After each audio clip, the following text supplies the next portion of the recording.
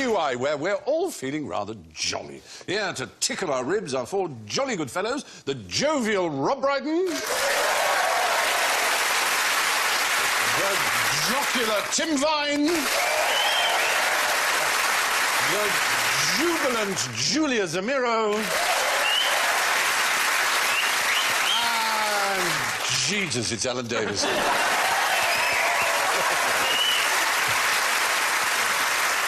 Well, so if anyone wants to go beyond a joke tonight, they'll have to jingle their jangles. And Julia goes... Oh, it's an animal from my country. That's nice. Or bird. Kookaburra. It is a kookaburra. Well spotted. Thanks. Tim goes... Oh, it's an animal from my country. And Rob goes... Oh. It's an animal from the country. And Alan goes...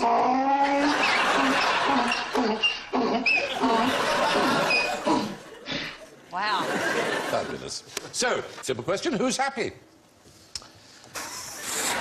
He's happy in the picture. Yep. Yep. Old men with young ladies. Oh, old ladies with young men. I was going to say, they Why not? might be gerontophiles. Me, not me. Not you, no. Yeah. Fair enough. He's one of the dwarfs. That's true, as in the old joke, is yes, 6 out of 7 I can't believe that dwarfs hasn't aren't flashed. happy. They haven't got that on the klaxon? Well, no, they haven't. This is a happy whose name is Happy. Spelled H-A-P-I. Edwin Starr had a song, H-A-P-P-Y, Radio.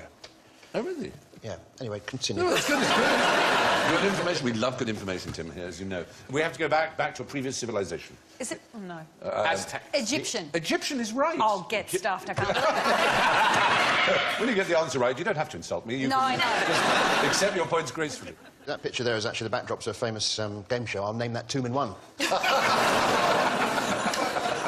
Very good. What sort of reaction is that? It's one I'm used to, Yes. That's what you thinks. So that is the It's a god... very unusual mind we have on this show. It is. This is a god called Happy, who was always represented as being frankly pot-bellied and sort of hermaphroditic with breasts. Happy had breasts, they was not considered female, and had a sort of harem of... Ladies. Men. Animals. No. Men. Castrati. Frogs. Frogs? Yeah. Frogs, Tim. Hang on. There'll be a pun in a minute. Do you think if the frogs in the harem really started to get it on with each other and one of them whipped out a camcorder, would that be frog spawn? You're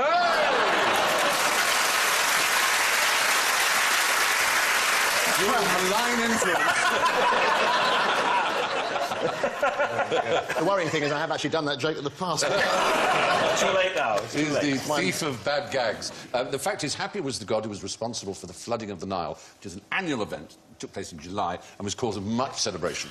If you've ever been up or down the Nile, you will know that it's really just this great carving of green through a desert, which is all made fertile by this river. So it was, the whole civilization was predicated on the flooding of the Nile, and Happy was the god who caused it.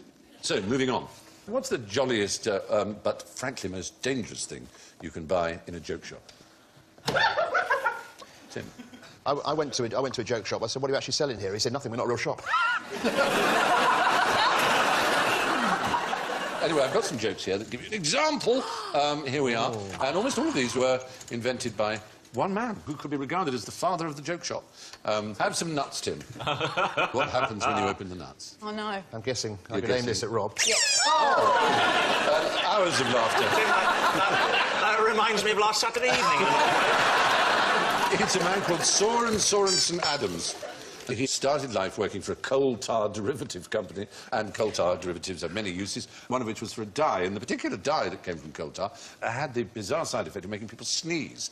So the company managed to isolate the ingredient that made people sneeze and took it out. And he happened to be passing, and he saw these great barrels of the stuff that made people sneeze. He thought, I'll have those. So he founded the Kachoo sneezing powder company, and it was a huge, huge success. He sold $15,000 worth of Kachoo just in the first year, which was a vast sum in 1910, which is around the time we are. But 25 years later, it was banned by the FDA for being toxic.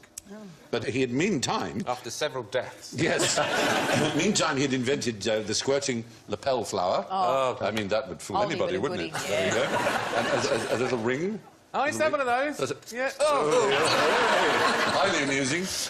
Help yourself to a dog turd. Whoops, there we are. They're different. The old ones used to be hard and plastic. That's squishy. You're It's touching really them quite as well. unpleasant. Oh dear. Oh, that is horrible, isn't it? No! Even if there isn't a dog turd, that's a horrible thing.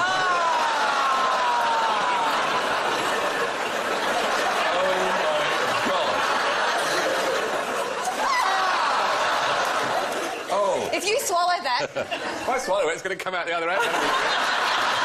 What is it then? Then it will be Fake or not? a real false turd. Actually, Alan, I'm just getting a message. There's been a bit of a mix-up, apparently. This is a real one. And here's a. You can cut your finger off. Or you can try this pen. Try writing something with the pen. Oh, this is going to be hilarious. Go. dear.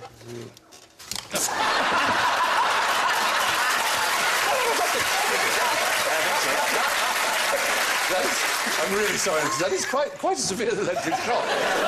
It's not. Take your word for it. It's not insignificant, that one. That is barely a joke. It's not funny at all, Stephen. I'm so sorry. I'm so sorry. I'll give it back to you. That really hurt. A bendy pencil. I don't want a bendy pencil. A joy buzzer. He sold 3 million of these during the You shake hands with someone during the on that. Depression. That's right. You put the sort of ring on your finger so it looks sort of normal. Can you and buzz me?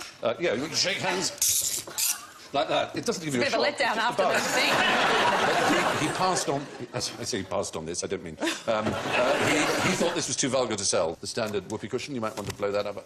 Yeah. It's not Soren Lawrenson, who's the imaginary friend in the Charlie and Lola book. No, it's not. Sorensen Adams. It's quite difficult. Is this a joke whoopee cushion you can't blow up? It is difficult to get the sphincter open, isn't it? Whoa! Ah, there we go. That's right. And maybe while Alan isn't looking, Alan, lean over here for a second. That's it. That's it. Take the false egg, which is hilarious.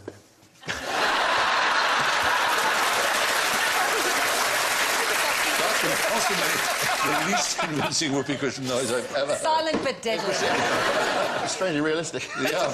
I've just smothered it completely. Well, Alan's wearing a whoopee cushion silencer on his jeans. Very sensible. The best one is the remote control fart Yeah, that machine. is. Have you got one of those? I have, of course I have. Have you got one? How does it Anyone got work? one of those? You've got to get one of those. They are marvellous. You just, Chris. Buried under the cushion near your arms or something. It's funny even if you just put it under your dog's basket because the dog. the I dog goes. can take a picture and smile. No, God, what's going to happen now? Oh, it's Yes, it basically is. water. Well, anyway, we can probably put away our little tray of fun and toys, having electrocuted Alan, which is the purpose of the evening. Maybe you could pass How'd me you your... blow it up, then? Could you pass No, me you your got turd? Whoa. That's... I think if you over... Maybe. Here we Have a go. go. That's...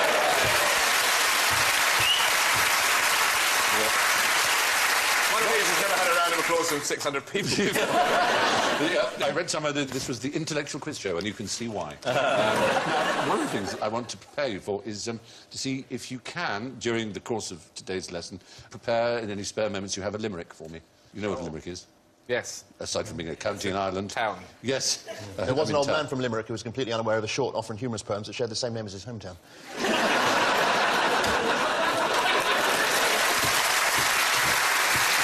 Very, very good. Anyway, so you'll be ready with that. We've got a quickie for you. What happens if you put someone's hand in a bowl of water while they're sleeping? Yeah. They have a little whittle, don't they? Oh, no, you don't have a little... No, it's a total myth. Total myth, but perpetuated by school children and others. All kinds of experiments have been done. That splendid programme Mythbusters tried it.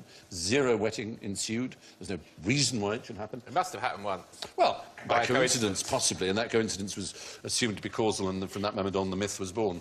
You can try it at home, I'd recommend it, with your spouses and A children. bit like the one where if you wet yourself while you're driving, you crash the car.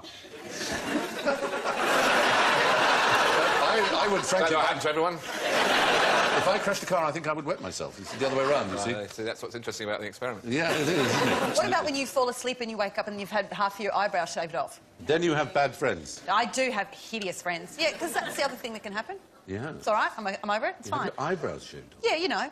Obviously, I no so one happened don't. before. Yeah, you fall asleep and someone goes, "Oh, this will be even funnier." Put your hand in a bottle of thing, and then vroom, vroom, you wake up and you look hideous. That's just vile. I'm Australian. Anyway, Sorensen didn't sell whoopee cushions because he didn't think flatulence was amusing. So, what is the most amusing thing to come out of a sewage plant? Look at that. Oh, that's really disturbing. very isn't it? unpleasant. And there are people in the background there bobbing along. Is that in the UK? Oh, that's the ocean. That's actually in Ghana. Ghana. Ghana. So, Poo jokes. Is Poo that the jokes. funniest thing to come out of a sewerage? Crap jokes. Crap jokes, yeah, really crap jokes. Thank you. Good on you. Yeah, there is something that really does actually cause laughter that comes out. Comes out. Oh, I know. Yeah, I know. It's a type of gas, then, isn't it? Yes. It's to do with... It's the same gas. I've got it, Julia. It's the same gas, like what they might call a laughing gas. Yes. But here, rather than being in canisters in a dentist's room, perhaps, Yeah. or in another medical establishment, Yeah. perhaps here it's coming out as a natural byproduct of the faeces, the waste, the fecal matter Yeah. that's gushing forth in a liquidised form. Yeah, So absolutely that's right. what it is. It is. I love it. Yep. Is it nitrous oxide? Nitrous oxide is the... I think I was reading there. I'll accept that Rob did the work and you... No, but I got the answer right. Stephen, can I just say this? It's called nitrous oxide.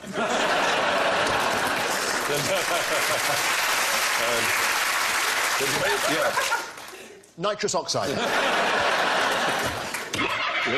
Sulfuric acid. Yes. It's a very important greenhouse gas, N2O, nitrous oxide. In fact, it's 300 times more potent as a greenhouse gas than CO2. Its most significant man-made source is sewage treatment plants alongside agricultural waste and nitrogen fertilisers. It's also pumped into bags of crisps. Why would it be pumped into bags of crisps? They're all crisp baggers are filled with gas, aren't they, to keep them fresh? Exactly, it's to expel the oxygen. They also pump it with gas so that you think you're getting more chips than you actually are. Yeah, And you go, it's oh, full it's only a bag. third Yes, full. I know. Ripped It's off. almost as if they want to make a profit out of you. Almost. It's really annoying. Yes, it was first used as a dental anaesthetic. I'll give you 10 points if you're 10 years either way right. I don't know when it Yeah. was, but I What did year? have the general anaesthetic quite recently, which I think is... Interesting. Interesting. Yeah. And it was the same one that killed Michael Jackson. Oh, good. Yeah. Good that you survived. Yeah. Propofol. Yeah, that was That's that what one, it yes. was. But It was that's propofol. well And done. I was good on lying drugs. there and I said, is this the thing? It is an absolutely gorgeous It's a feeling. remarkable sensation, isn't God. it? Yeah. It goes in through your hand. That's right, the back- the And back then there. the feel, I don't know, people have had it recently, but, I mean, if he was using this to get to sleep, Oh, he was in a I bad know, way. he Because it was. goes right, it goes zoom, and you can feel it. But your head stays very, you know, awake. Alert. And I said to the anaesthetist, I said, wow, I said, my arms and my legs, they're like weights. They were being pulled into the bed. I said, but my head is completely... It's extraordinary. And the next second, you're going, oh, and you're You're waking being up. wheeled into the recovery. Can you imagine having to have that every night to get you off? Just horrifying. Isn't it? Horrifying. I used to go out with an anaesthetist. She was a local girl. 1920. No, it's a... yeah. 1930. No. 1878. No. Wow. Even earlier. 1820. 1844, yes, quite early. That early? Although it had been used before that as a recreational drug by, of course, who were the great recreational Rock drug users. musicians. No, not... There weren't many rock musicians before the 1840s. There were, but you just didn't know about it. There we go. When was Byron alive? Ah, you're in the right area. We were in the area of romantic The poets. Romantics. And who was the great opium eater, apart from Thomas de Quincey, of the romantic poets? I'm going to take a stab at this, Stephen. Pam Ayres. No. Oh, God. I'm the country which I live. Can the audience please provide the answer? Casanova? Was it Shelley? Samuel Taylor Coleridge! Of course it He was. wrote Kubla Khan while under the influence of opium. Yes, did Famous. Xanadu, Did Kubla Kubla Khan. Khan, Khan, Stately Stately Pleasure, Pleasure, Dome Dome Decree. Of course he did. It's also that great Measureless musical Demand. with Yep. Olivia Newton-John. Indeed. And laughing gas, as you can see, was used as a recreational drug, and Coleridge was one of the ones to use it. In fact, he described the dreamy, sedated state. He said, the first time I breathed in the nitrous oxide, I felt a highly pleasurable sensation of warmth over my whole frame. The only motion which I felt inclined to make was that of laughing at those who were looking at me. So there you can see, there's a satirical cartoon. She of doesn't how look very willing, though. the upper that class... lady. She must be said he's being forced into it, but the others had it and are laughing. She's about to laugh, clearly. Looks like a giant whoopee cushion, actually. It does, actually. But Man it's on the left's got tiny chicken legs. like all lazy cartoonists, he's written laughing gas on it so that you know what's going on. Is this the inspiration for the scene in Mary Poppins where they float to the ceiling? Maybe it is. The chapter of the book in Mary Poppins in which they all do rise to the ceiling is called Laughing Gas. There's a book. You! And you know who it's written by? No, I didn't even know there was a book. P.L. Travers. Is there? Yes, she wrote many... She's many- Australian. Yes. Did she adapt the film? Was it one of those novellas? they No, put out she after disowned the film completely. In fact, they're making a film at the moment about the relationship between Walt Disney and P.L. Travers. And she absolutely loathed the film, which is crazy, because it's one of the greatest films ever Why? made. I thought it was super. It's simply flawless. Is there in the book? Expialidocious. Is there a dark side to Mary Poppins? Yeah, there is. There's a kind of world of weird creatures and so on. And I don't know what her objection was to it. I thought it was absolutely magnificent. It is. So there you go. What would be the best flavour for an exploding sandwich? Tim Vine. Cheese and hand grenade. Very good. Very good. Excellent. They're wrong, then. It's wrong. Well, I mean, it would explode, obviously. Sauerkraut and cabbage can make you explode on a different level. There Also are, funny. in fact, this one would make you explode on that level too. It's about a classic English sandwich, as in the importance of being earnest. One of the sandwiches that Aunt Augusta particularly likes. She particularly likes cucumber sandwiches. But this is a very specific species of cucumber. There it is. You see, it's quite spiky. Exploding cucumber of Panama. Sorry, it's the exploding cucumber, yes. It's the squirting or exploding cucumber. It's a Mediterranean plant. And when touched, it propels its seeds in a sticky mucus at over 60 miles per hour. You're pointing at Rob. I'm just saying, when that picture came up, we looked across at each other, we both went, testicles. I mean, it's... But can we be very clear? I do not propel my seeds in a sticky mucus at 80 miles an hour. And certainly not up to 30 feet. No, not. Well, on a good day, on a good day. In my teens. You can see it's being touched here, and you can see the effect of the operation of it exploding, if you look carefully. Boing! Yeah, that's... I mean, it's a sexual act. I mean, it is spreading its seed. You can see the seeds flying everywhere. Whoa! Does it do that to itself? Well, no, it's like another bit of it. Yeah, when it's very, very ripe and it falls, it will do it, but otherwise, when touched, it will also do it. Its actual Linnaean name is Ibalium elaterium, which translates as the squirting squirter. Ibalium as in ballistics, it throws out. That's the forceful ejection of its seeds. The elaterium is the fact that it is a violent purgative, so it's a squirting squirter that gives you the squirt. So, yes, it would make you explode from behind as well. So, in that sense, it's fully explosive. Now, what's the world's longest-running gag? Yes? Look over there. They look, you're shooting them. No, no. It's using a particular joke to displace warfare, actually, and it's been going on since the 13th century in a particular couple of tribes. Mali, in fact. The tribes are called the Traore and the Kone tribes. And what happens is that you have to take a joke from the member of the other tribe who basically accuses you of being a bean-eater, of eating lots of beans, which is an insult. And you have to take that insult, and then you can find another member of the opposing tribe and accuse them of being a bean-eater. And they just hang around calling each other bean-eaters.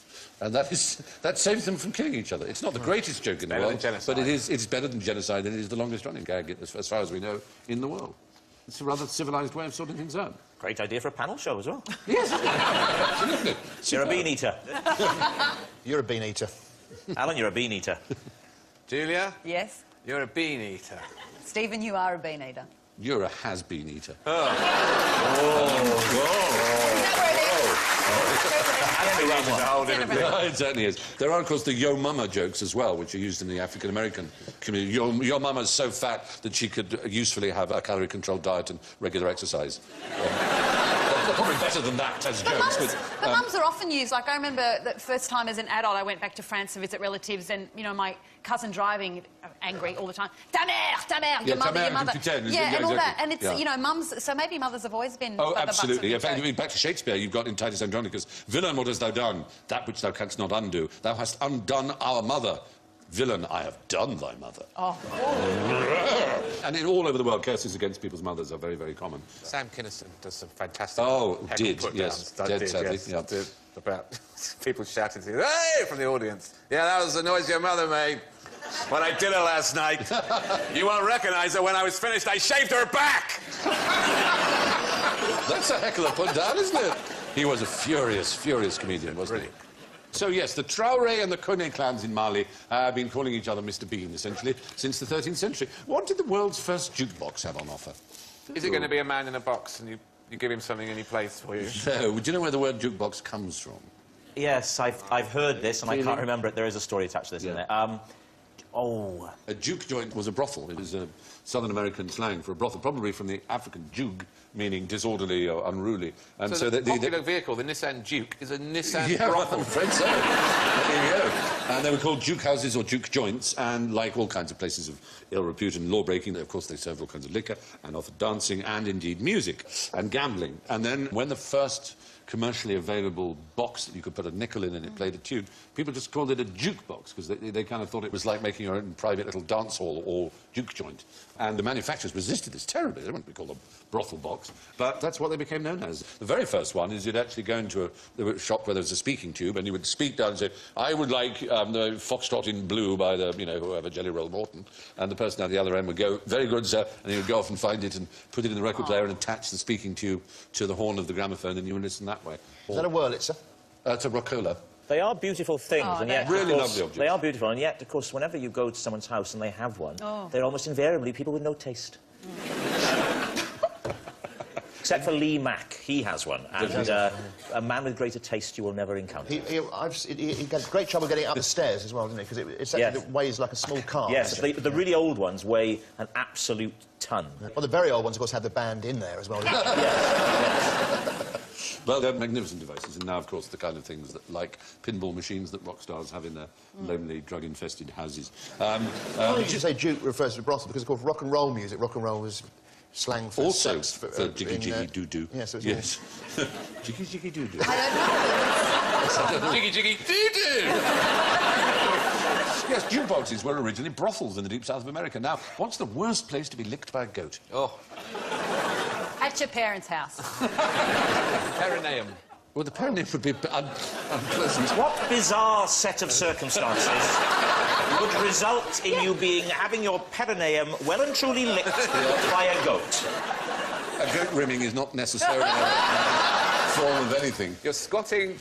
Yes, In this the is the bush. excuse you give the doctor. You're caught short, Yeah. out on a country walk, Yep. and you squat down onto a discarded sandwich. And the passing goat licks it... This is never going to have a happy ending. licks it off your perineum. So has this happened, then? Has somebody been licked? Somewhere in the world, it's happening right now. Yep. What he said is not the right answer, I ought to tell you. So it's not the perineum? No, it's not. Is it to do with the tongue because it's so raspy? It is to do with the raspiness of the goat's tongue. It was used as a torture. Oh. It's that you would tie someone to a tree such that their legs were sticking out. Oh, not licking the feet. Bare feet. And They you do would that cover the with feet, pigs too, didn't they? cover the feet with honey, and the goat would lick it. And at first it would be a pleasant tickling sensation, and then it would rip off layers of skin. It would have livened up that scene in Goldfinger, wouldn't it, when he's tied down and the laser beam comes into his leg. If he'd said, you know, oh, my God, no, not the goat. Mr. Bond, I put some honey onto the underside of your foot. You might call it your soul. Bring in the goat. And he goes, oh, no, not the goat, it's a furry goat, no. Oh, and then he goes, actually, that's quite pleasant. And it says, soon the pleasure will turn to pain, Mr. Bond. And then he said, you expect me to talk? No. Expect you to die. Well, Franciscus Brunus, who was a late medieval jurist and expert on torture, said in 1502 that I hear this is a very hard torture and totally safe. Tickling was used in the stocks as well. You tickle people's feet in the stocks. And in the Han dynasty in China, they used tickling a lot. In the old curiosity shop, I don't know if you've read It's the that. only Dickens novel I've read. Oh, well, then you might remember. Can't remember any of it. Oh, dear. Well, you It might have remember... no memory function whatsoever now. No, there was Little Nell who died. And Oscar Wilde said that you would have to have a heart of stone to read the death of Little Nell without laughing. Because it is Dickens at his most sentimental, unfortunately. But there was a Mr. Jasper Packlemerton. And Jasper Packlemerton apparently killed 14 wives by tickling them to death. And, With a knife. Dickens may have got this from Illustrated Police News of 1869, where a wife was driven insane by her husband tickling her.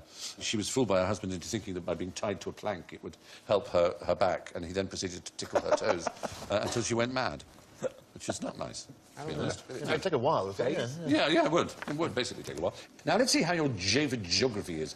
Lots of points for the right answer, and a measly -10 for a wrong one, so try and be right. What's the name of the largest mountain in Japan? Fuji. Is the right answer. Yes. It's an active volcano, though it hasn't actually erupted for 200 years. So it's probably about due. Yeah, it probably is. Vesuvius is overdue. It's right next to Naples, and it's overdue, and there's no way of predicting when it will erupt. No.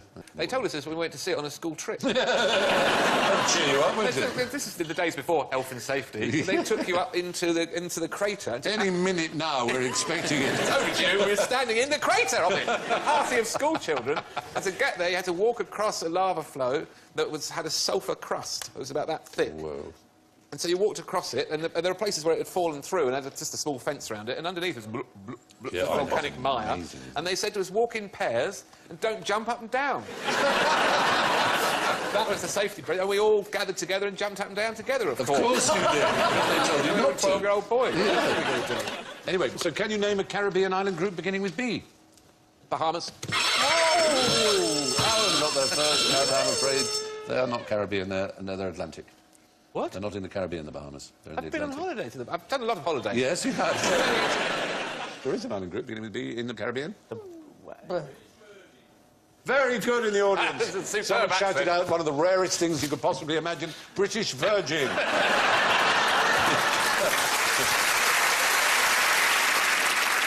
I wouldn't have accepted Barbados because it's just a single island. It's only one island, Barbados. Exactly. There Bahamas you are go. not in the Caribbean. No, I know, big surprise.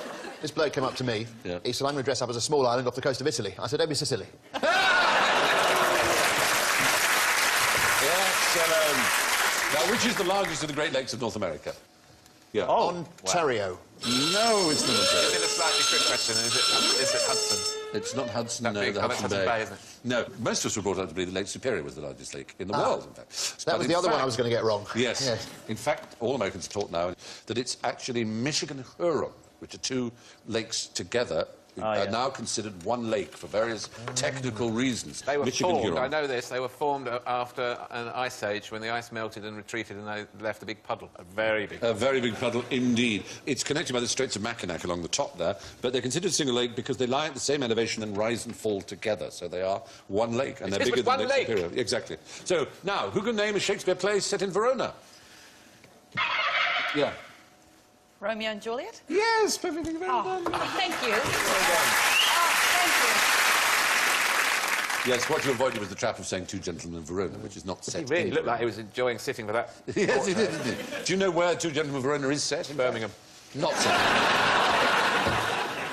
The Two Gentlemen of Verona is in Italy. It is in Italy. It's actually set in Milan. Great. The gentlemen themselves are from Verona, but well avoided. When I went to see The Merchant of Venice on Broadway with Al Pacino, and that seemed to be set in Brooklyn. Doesn't you not have feelings? I remember I said to this bloke, I said, I'm appearing in Hamlet at the Globe Theatre. He said, are you being facetious? I said, no, Polonius. Very good. Finally, on the geography, which country crosses the most time zones? Is it... Oh... Yeah, go on, do it. Come along. All right. Wales. I told you. I knew not to do it.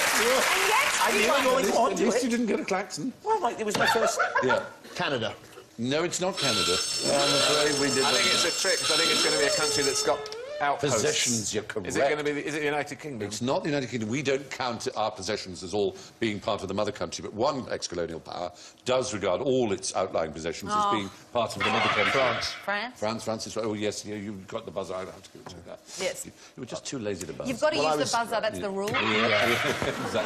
Yeah, so France has 12 different time zones. US has 11 time zones, because of Hawaii being all the way. And Russia, 9.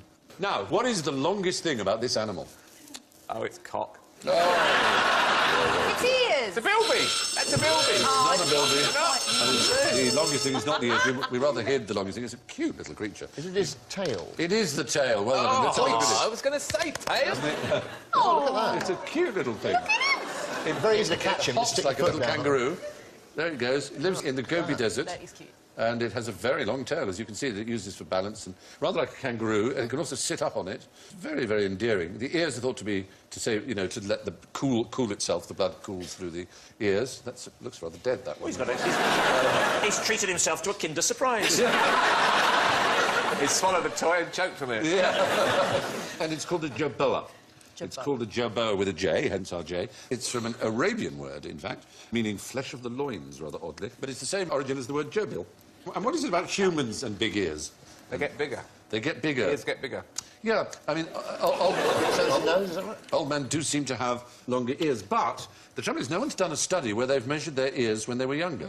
Because it could well be, it's logical. The head's that getting actually smaller. having large ears is a predictor of a long life. Oh. I know what that man did for a living. What's that? He was a bowler hat model. He was a very fine bowler hat model. But I've got quite big ears, but I can also see what it's like to be someone whose ears are flat against the side of their head, because I can go like that. Oh, my goodness. And I can hold it so it's like having an instant facelift like that. How do you do that? Well, I can't really talk like this as well. I'll tell you later. It means I can do a thing like when you do it on a roller coaster and just going to over the top, you go...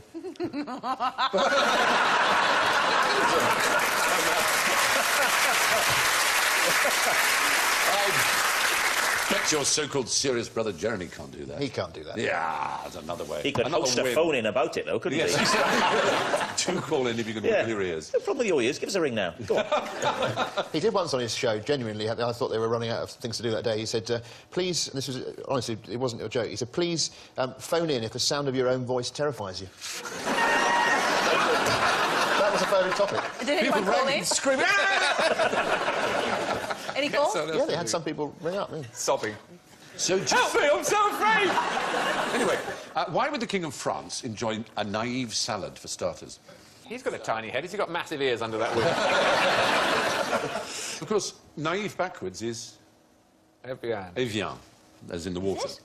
Isn't it? Yeah, Evian. yes, it is. Yes, it is. Mr. Fry. So it's not that it's backwards that's relevant, but it's the letters of naive make Evian, and the letters of naive salad could be rearranged to make... Dallas.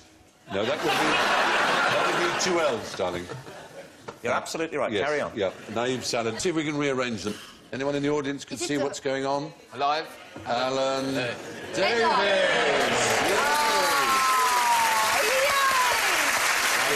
Of course, I think your middle name is Roger, isn't it? So Alan R. Davis would be anal advisor. The King of France might enjoy an anal advisor. Let's get a business card done immediately. Or you could be a ladies' van. But the point is, the Kings of France enjoyed an anagrammateur royal, a royal anagrammer. It was like a court jester. He would make up flattering anagrams of your name. We probably know the famous ones like Britney Spears is an anagram of Presbyterians, rather strangely, but it is. Virginia Bottomley, who was a Tory MP under Margaret Thatcher, anagrammatizes into I'm an evil Tory bigot. Which is just one of those things. And you get ones... one of the ones that was fascinating is that laptop machines is an anagram of Apple Macintosh, which is very extraordinary, isn't it? And in Japan, they had a similar sort of wordplay fest, which is where someone would start off with a haiku, 5 syllables, and then someone would add a 7-syllable line. It was called the Maikuzuke, responding to the front line, and you'd add up making some witty or satirical poem on the fly. And that's why I asked you to write a limerick. So have you got a limerick for me? Any of you? I hope you have. I do.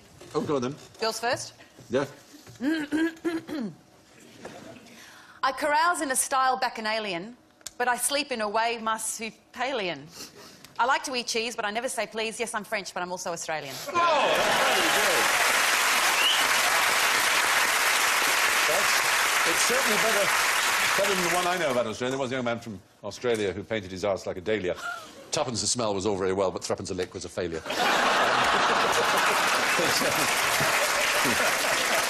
Alan, what have you got for us? I've got... There once was a show on TV that was always the smart place to be. Yeah. I'm fully aware you'd rather be there, but instead you're stuck here with me. Oh, very good. I like it. I've got one about Rob Brydon. Oh. Just because I found something that rhymed with Brydon. Yeah. There was a young man called Rob Brydon whose favourite film was The Poseidon Adventure. And he would watch it regularly. That funny old man called Rob Brydon. Very good. That's not an easy one. Yeah. It's easy to win on QI. You don't need an IQ that's high. Try not to be haughty, just be a bit naughty and make sure you please Stephen Fry. Yeah! Very good. Highly flattering. Many points. Appearing one night on QI, I made up 3 facts on the fly. The first was untrue, the second was 2, and the third was about the size of my cock, and it was no exaggeration. Well, Yes, Rob, what have you got for us? nothing, as will become evident. Yeah. There once was a chap called Tim Vine. Oh, hello. Whose punning was simply sublime. Sat next to Alan... Oh, bugger. OK. There once was a man called Tim Vine, whose punning was more than just fine. sat on the panel with no end of flannel. That lovely young chap called Tim Vine. Oh, that's very, very fun. This is one I read in one of the Piccolo book of jokes. There was a young man from Devizes whose ears were different sizes. One was quite small and no use at all. The other was huge and won prizes. Oh, that's very sweet. I like that. Excellent. Well, the strange thing about limericks is no one knows why they are called limericks. They seem to have no relationship to the town of Limerick, but they continue to be popular and sometimes excessively rude. There was a young chaplain from King's who talked about God and such things, but his real desire was a boy in the choir with a bottom like jelly on springs. There we go. Fair enough. Top that. Yeah. That brings us to the somewhat predictable punchline that we call the scores. And let's see what's been happening. Well, divine as he is, I'm afraid in last place with -27 is Tim Vine.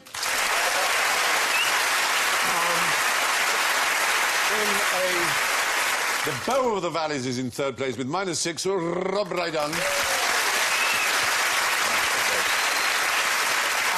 Far from a failure, that wonderful Franco-Australian Julia with -3. It makes men gasp and stretch their eyes. Alan Davies is clear winner with +12.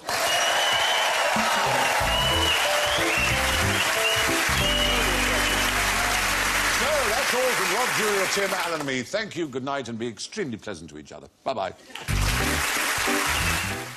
More from QI this coming Friday night at 10. Tonight, stand by or perhaps kneel by with biologist George McGavin.